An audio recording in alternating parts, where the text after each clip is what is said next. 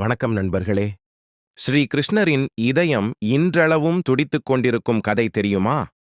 இந்தியாவில் ஒடிசா மாநிலத்தில் உள்ள பூரி ஜெகநாதர் கோவிலில் இருக்கும் மரத்தாலான கிருஷ்ணர் சிலையில் வைக்கப்பட்டிருக்கும் கிருஷ்ணரின் இதயம் இன்றளவும் துடித்துக் கொண்டிருப்பதாக நம்பப்படுகிறது. இதைப் பற்றி விரிவாக இந்த பதிவில் காண்போம். குருஷேத்திர போரில் தனது 100 புதல்வர்களான கௌரவர்கள் இறந்ததற்கு காரணம் கிருஷ்ணர்தான் என கருதி காந்தாரி கிருஷ்ணரை சபிக்கிறாள். எப்படி என் வம்சம் அழிந்ததோ அதுபோலவே உன்னுடைய யாதவ குலமும் அழிந்து போகும் என்று சாபம் விட்டாள். காலப்போக்கில் காந்தாரியின் சாபம் பழித்தது. கிருஷ்ணரின் யாதவ குலம் அழிந்தது.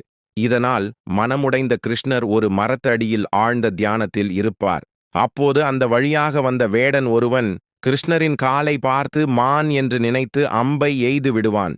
இதனால் கிருஷ்ணர் இறந்து விடுவார். இதையறிந்த பாண்டவர்கள் கிருஷ்ணரின் இறுதி சடங்கை செய்துவிட்டு அவ்விடத்தை விட்டு சென்று விடுவர். அப்போது அங்கே நின்று கொண்டிருந்த வேடன் ஒரு அதிசயத்தை பார்க்கிறான். கிருஷ்ணரின் முழு உடலும் எரிந்துவிட்டது.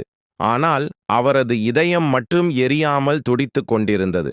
உடனே வேடன் அந்த இதயத்தை மரத்துண்டில் வைத்து ஆற்றில் விடுகிறான். அது கரை ஒதுங்கிய இடம்தான் ஒடிசாவில் இருக்கும் பூரி ஜெகநாதர் கோவில். பல்லாயிரம் ஆண்டுகள் கடந்தும் கிருஷ்ணரின் இதயம் அங்கு இன்றும் துடித்துக் கொண்டிருப்பதாக நம்பப்படுகிறது. அந்த பகுதியில் இருந்த அரசன் கிருஷ்ணரின் இதயத்தை பாதுகாக்க கோவில் கட்டி மரத்தாலான சிலை செய்து அதில் பாதுகாப்பாக வைக்கிறார். அதுவே பூரி ஜெகநாதர் கோவிலாகும். இக்கோவிலில் 12 வருடங்களுக்கு ஒரு முறை கிருஷ்ணரின் இதயம் மாற்றப்படுகிறது.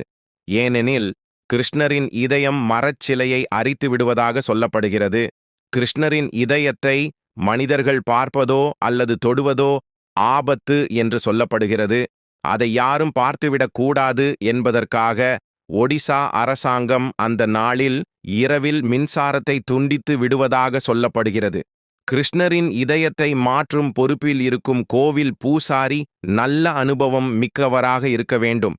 இவர் கண்கள் மற்றும் கைகள் பட்டு துணியால் கட்டப்பட்டிருக்கும். இவரே கிருஷ்ணரின் இதயத்தை மாற்றி புது மரச்சிலையில் வைப்பார்.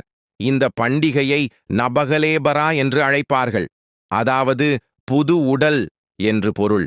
2015ஆம் ஆண்டு ஒடிசாவில் நடந்த இந்த பண்டிகையை காண 3 மில்லியனுக்கும் அதிகமாக பக்தர்கள் கோவிலுக்கு வருகை தந்ததாக சொல்லப்படுகிறது. இந்த அதிசயத்தை உணர வேண்டுமென்றால் நீங்களும் இக்கோவிலுக்கு ஒரு முறை சென்று தரிசித்துவிட்டு வாருங்கள்.